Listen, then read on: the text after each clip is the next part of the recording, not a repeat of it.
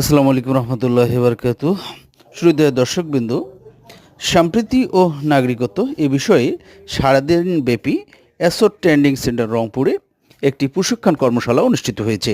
উক্ত প্রশিক্ষণ কর্মশালায় বিভিন্ন শ্রেণী পেশার মানুষের পাশাপাশি ছাত্রছাত্রীগণ অংশগ্রহণ করেছিলেন। উক্ত অনুষ্ঠানে বিভিন্ন জন বিভিন্ন ধরনের মতামত তুলে ধরেছেন। তার মধ্যে গণতন্ত্র দ্বন্দ্ব কী, সমাজে বৈষম্য কীভাবে তৈরি হয়, বৈষম্য দূরীকরণের উপায় কী, কীভাবে জনগণের দ্বারা জনগণ শাসিত হবে, কীভাবে গণতন্ত্র ঠিক করতে হবে, সেই বিষয়ে আলোচনা হয়েছে। আলোচনায় অংশগ্রহণকারী সবাই তাদের সুচিন্তিত মতামত দিয়েছে।